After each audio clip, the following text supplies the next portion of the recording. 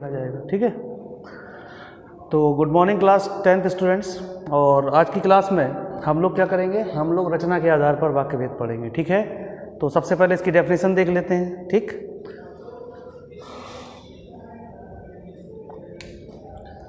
संरचना या रचना के आधार पर, ध्यान दीजिए डेफिनेशन कैसे बनेगी। संरचना, ये मैंने खुद बना दी है डेफिनेशन। ठीक है, और कैसे बनी है मैं वो भी दिखा दूंगा आपको। ये किसी बुक में आपको नहीं मिलेगी, चाहे कोई भी ग्रामर की बुक हो। संरचना या रचना एक ही बात होती है। संरचना या रचना के आधार पर, ध्यान दीजिए, संरचना या रचना के आधार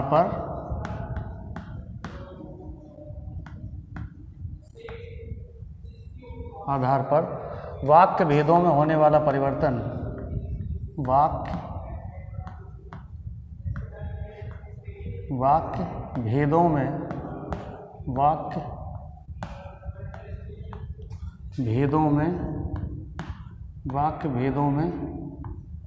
होने वाला परिवर्तन, वाक्य भेदों में होने वाला परिवर्तन, वाक्य भेदों में होने वाला परिवर्तन, वाक्य भेदों में होने वाला परिवर्तन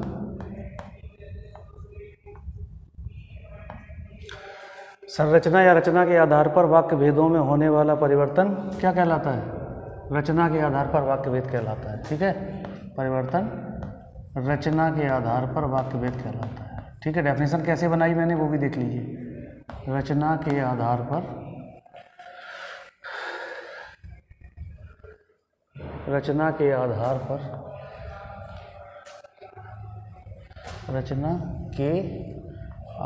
पर वाक्य भेद कहलाता है। रचना के आधार पर। तो मुझे ये बताइए कि मैं नियम से सिखाऊं या बिना नियम से, कैसे सीखना चाहते हैं आप लोग? नियम से? अच्छा, दोनों तरीके से सीखना चाहते हैं। चलो ठीक है, नियम से भी सिखाता हूँ, बिना नियम के भी सिखाता हूँ, दोनों तरीके हैं मेरे पास। ठीक है, वाक्य भेद कहलाता है। अब देखिए, दोनों दो सेंटेंस में लिखूंगा, दोनों में अंतर बताना। ठीक है, वाक्य भेद कहलाता है, क्योंकि मैं और डिफाइन करके नहीं गया। 9th में मैंने आपको वाक्य की डेफिनेशन बताई है, उसमें वाक्य किसे कहते हैं, सार्थक शब्दों का वह समूह जिसके कुछ निश्चित अर्थ निकलता हो, वाक्य कहलाता है। ठीक है, वाक्य के दो भेद बताए हैं, अर्थ के आधार पर वाक्य भेद अलग होता है, रचना के आधार पर अलग होता है। तो अभी हमें इसकी आवश्यकता है। ठीक है, इसलिए मैंने लिखा। अब ये कैसे पहचानेंगे? ठीक है, कोई भी दो सेंटेंस ले लेंगे, कोई भी का मतलब जैसे एक क्रिया पदबंध वाले वाक्य होते हैं जिसमें एक क्रिया होती है और जिसमें दो क्रिया होती हैं। ठीक है, जैसे लड़का बाजार गया, जैसे लड़का बाजार गया, ध्यान दीजिए पहला सेंटेंस क्या आया, देखिए ये मैं समझाने के लिए बता रहा हूं। जैसे लड़का बाजार गया, तो ये तो साधारण सा वाक्य आपको लग रहा है। ठीक है, ध्यान दीजिए, राम लड़का बाजार गया, सब लोग ध्यान दीजिए।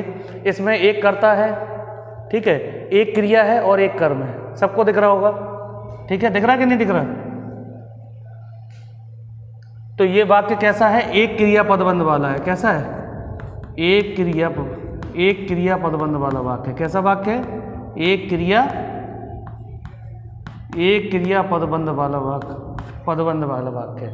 अगर अभी हमें कोई सेंटेंस चेंज कर दूं, मैं कर दूं जो लड़का बाजार गया है, ध्यान दीजिए, जो लड़का बाजार गया है, जो लड़का बाजार गया है। देखिए इसी में मैंने चेंज कर दिया, जो लड़का बाजार गया है, जो लड़का बाजार गया है वह मेरा भाई है। ठीक है, वह मेरा भाई है, वह मेरा भाई है। जो लड़का बाजार गया है वह मेरा भाई है। अब आप मुझे ये बताइए, ये दोनों सेंटेंस में कोई डिफरेंस दिख रहा है आपको कि नहीं दिख रहा?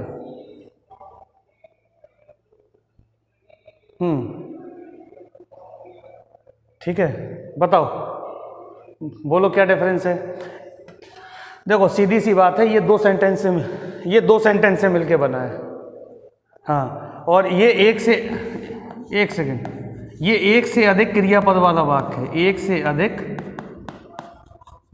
अधिक क्रियापद वाला वाक्य है। एक से अधिक क्रियापद बंध वाला वाक्य, क्रियापद बंध वाला वाक्य। समझ में आया इतना या नहीं आया सबको, ये बताओ पहले। सबको आ गया? तो एक तो है एक क्रियापद बंध वाला वाक्य और दूसरा एक से अधिक क्रियापद बंध वाला वाक्य है। ठीक है, तो इसकी डिफरेंस के कारण हमने ये डेफिनेशन बना दी। क्या कि जब क्या बनाई डेफिनेशन? रचना के आधार पर। तो ये रचना के आधार पर तो डिफरेंस आया, वरना हमारा तो काम केवल अर्थ के आधार पर वाक्य वैसे चल जाता, रचना की हमें आवश्यकता ही नहीं पड़ती ना। तो हमने इसी के आधार पर ये डेफिनेशन बना दी। ठीक है, ये किसी बुक में डेफिनेशन नहीं मिलेगी, इसी डिफरेंस के आधार पर मैंने बना दी। ठीक है, अब सवाल ये आता है और चाहो तो और मैं एक आध एग्जाम्पल दे सकता हूँ, जैसे कमल ने खाना खाया और सो गया। देखिए एक और देख लीजिए एग्जाम्पल, जैसे कमल ने खाना खाया, और देख लीजिए, नहीं बाद में कन्फ्यूजन ना रहे। कमल ने खाना खाया, कमल ने खाना खाया और क्या हुआ? और सो गया। कमल ने खाना खाया और सो गया। कितनी क्रिया हैं इसमें? देख के बताओ। 2 क्रिया हैं, एक से अधिक क्रिया हैं। तो ये रचना के आधार पर इसी तरह का परिवर्तन आता है। ठीक है, इसी के अंतर्गत हम इन चीज़ों का अध्ययन करेंगे। ठीक है, तो रचना की इसी विभिन्नता के कारण देखिए, ये भी क्या है? एक से अधिक क्रियापद बंध है। इसमें भी क्या है? एक से अधिक क्रियापद बंध है। एक से अधिक क्या है? क्रियापद बंध है। ठीक है, एक से अधिक क्रियापद बंध है। समझ में आया या नहीं आया? इतनी चीज़ समझ में आई कि नहीं आई, पहले ये बताओ सभी लोग। आ गई? अच्छा, अब इसी के आधार पर हम इनको डिफ्रेंशिएट करेंगे। ठीक है, तो रचना की इसी विभिन्नता के कारण, ध्यान दीजिए, रचना की इसी विभिन्नता के आधार पर, ठीक है, ध्यान दीजिए,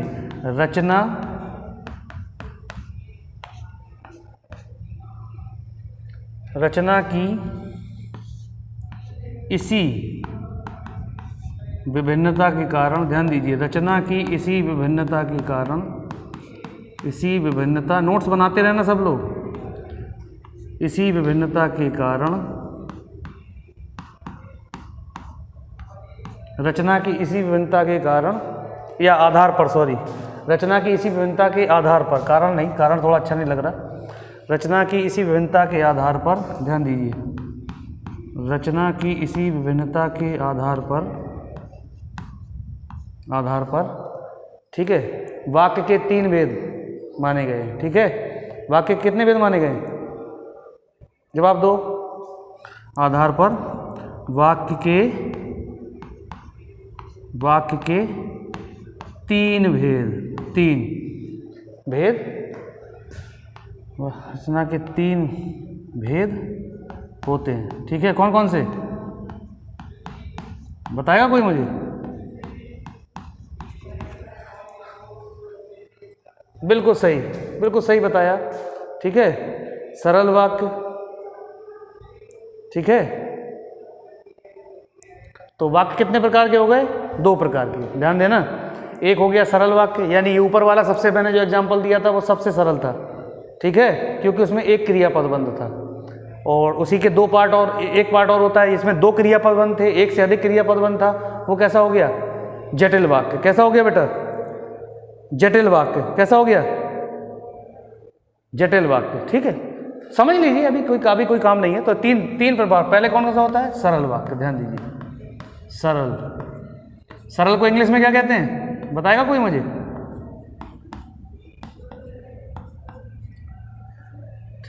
ठीक है, सरल वाक्य। तो सिंपल लिख दें?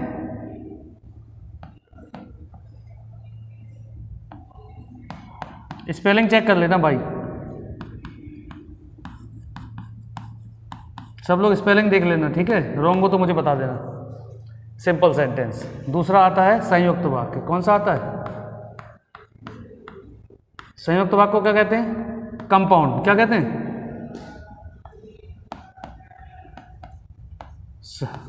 संयुक्त को क्या कहते हैं? कंपाउंड। ठीक है, कंपाउंड सेंटेंस। इतनी चीज समझ में आ रही है नहीं आई, ये बताओ पहले। आ गई? अच्छा, और तीसरा आता है मिस्र, यानी इंग्लिश में क्या कहते हैं? इंग्लिश में क्या कहते हैं? कॉम्प्लेक्स। ठीक है, I am a Complan boy वाला कॉम्प्लेक्स। ठीक है, याद रहेगा? Complex sentence. अच्छा, अब ध्यान दो, इतनी चीज समझ में आ गई सबको? किसी के मन में कोई डाउट हो तो मुझसे अभी क्लियर कर लो। अब सुनो, जो पहला वाला वाक्य था जो मैंने एग्जाम्पल में लिखा था, एग्जाम्पल नंबर फर्स्ट, ये तो सरल वाक्य के अंतर्गत आएगा, सीधी सी बात है, क्योंकि एक क्रियापद बंद है इसमें। और जिसमें एक से अधिक क्रियापद बंद है वो किस में आएंगे? वो इन दोनों में आएंगे, यानी संयुक्त में आएंगे और मिश्र में आएंगे। इतनी चीज समझ में आ गई? आया कि नहीं आया?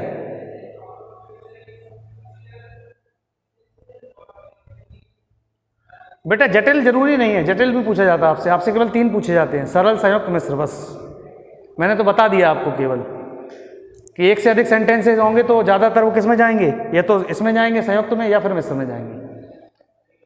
इतनी चीज समझ लो बस। ठीक है, स्क्रीनशॉट लेना है तो ले लो फटाफट, ले लीजिए स्क्रीनशॉट। लेना है ले लो फटाफट से, और नोट कर लेना अपने फेयर नोट में। मुझे सबकी फेयर नोट कंप्लीट चाहिए, ध्यान रखना ये चीज, मुझे सबकी फेयर नोट कंप्लीट चाहिए। कैसी चाहिए? हाँ,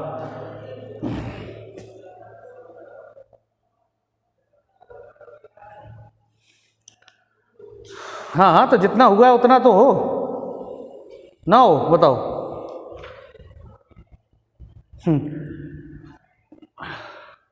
तो मैं इरेज कर रहा हूं इसको फिर। बेटा मैं इरेज कर रहा हूं, जल्दी करो। कर दूं?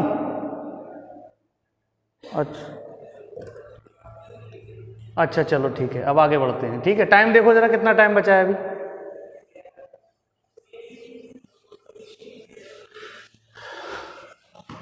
अच्छा तो चलो अभी एक टॉपिक हो जाएगा और सरल वाक्य हो जाएगा। ठीक है, और ध्यान से सीखना, बड़ा आसान है, कोई कठिन थोड़ा ही है। कठिन नहीं है बिल्कुल, सबसे इजी है। जबरदस्ती कठिन बनाया जाता है इनको, बिल्कुल कठिन नहीं होते, इसलिए डरने की कतई जरूरत नहीं है। क्या बेटा? हाँ, नाम ही। अब पहली डेफिनेशन लिखेंगे सरल वाक्य की। किसकी? सरल वाक्य की। ठीक है, सरल वाक्य कैसे पहचानेंगे? डेफिनेशन देखिए, बड़ी इजी डेफिनेशन है, वो हम पहले भी बता चुके हैं। सरल वाक्य में क्या होगा? एक क्रिया होगी, एक क्रिया पदबंध वाले होंगे वाक्य, बताया था अभी। हाँ, तो सरल वाक्य की डेफिनेशन बना लेंगे, जिस वाक्य में एक उद्देश्य एक विधेय। ठीक है, थोड़ा सा और डिफाइन कर दिया हमने। उद्देश्य जानते हैं क्या होता है? सब्जेक्ट। मैं लिख दूंगा, जिस वाक्य में एक उद्देश्य यानी सब्जेक्ट। मैं इंग्लिश में भी लिख दूंगा। हाँ, जिस वाक्य में एक उद्देश्य यानी सब्जेक्ट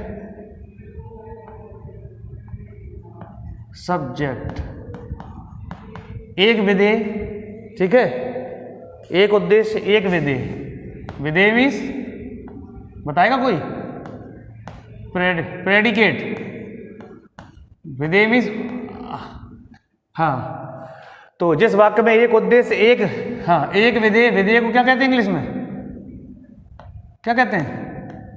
प्रेडिकेट। एक उद्देश्य एक विधेय, प्रेडिकेट। ठीक है, या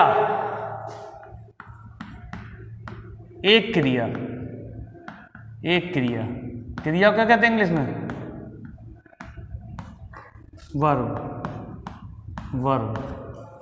वर्ब। ठीक है, एक क्रिया पदबंध हो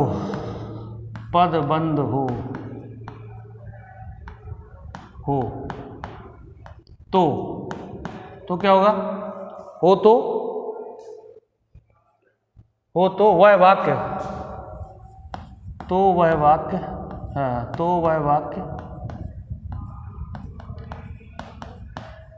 तो नाम में ही सरल है, अब बताओ तुम लोग कठिन कहाँ से है, बताओ। अच्छा, तो वह वाक्य सरल वाक्य कहलाता है। आया या नहीं आया समझ में, बताओ। आ गया? तो वह वाक्य सरल वाक्य कहलाता है। आपको आसानी से आ गया होगा, किसी के मन में कोई डाउट नहीं होना चाहिए मेरे हिसाब से, ठीक है।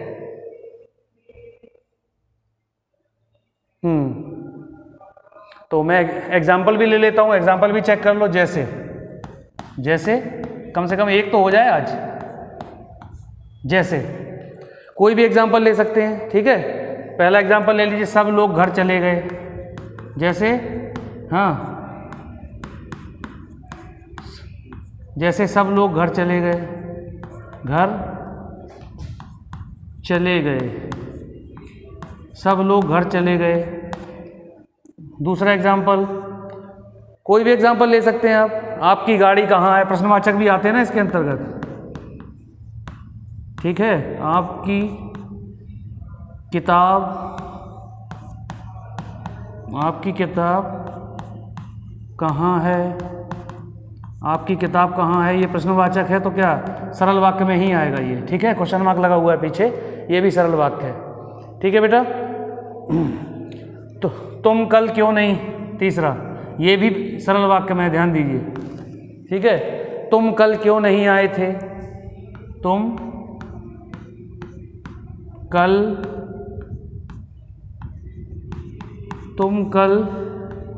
क्यों नहीं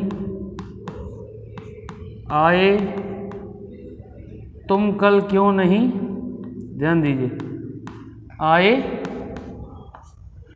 तुम कल क्यों नहीं आए थे, या तुम कल क्यों नहीं आए, क्वेश्चन मार्क। ये सब कैसे हैं, ये सारे सेंटेंस जो एग्जांपल में दे रहा हूं, ये कैसे सेंटेंस हैं, सरल वाक्य हैं, ठीक है। चौथा, ट्रेन, ध्यान दीजिए, ट्रेन प्लेटफॉर्म पर,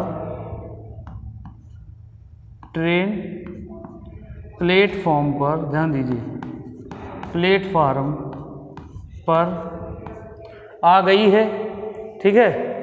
प्लेटफॉर्म पर आ गई है। सबको समझ में आ रहा है, इसमें तो कुछ है ही नहीं ज़्यादा सिखाने के लिए, सीधे सीधे समझ में आ रहे हैं कि नहीं आ रहे हैं।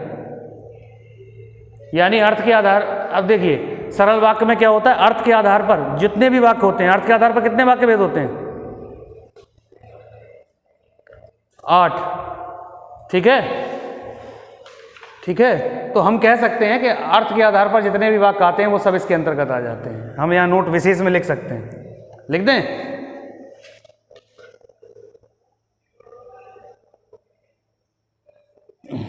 लिखिए, मैं यहाँ लिखे देता हूँ विशेष करके, क्योंकि विशेष पाल का नाम मुझे कुछ ज़्यादा ही प्रिय है ना। विशेष तो अतः अर्थ के आधार पर, ध्यान दीजिए, अतः अर्थ के आधार पर, अतः अर्थ के आधार पर, अतः अर्थ के आधार पर, अतः अर्थ के आधार पर, अर्थ के आधार पर प्रायः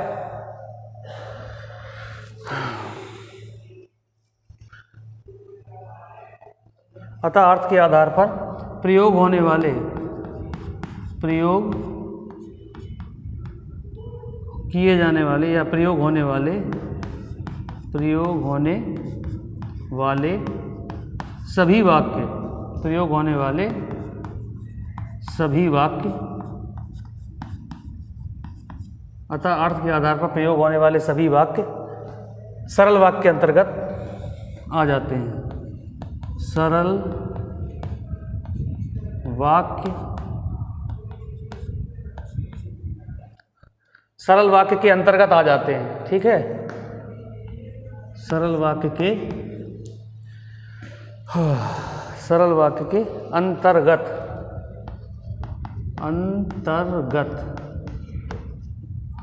सरल वाक्य के अंतर्गत आ जाते हैं, ठीक है। ये लीजिए, आपका स्क्रीनशॉट लेना हो तो ले लो फटाफट, जल्दी से लेना है स्क्रीनशॉट, ले लो जल्दी। हाँ ले लीजिए सब लोग स्क्रीनशॉट ले लो। ले लिया? अच्छा ले लो फटाक से। आज मैंने डेट नहीं डाली।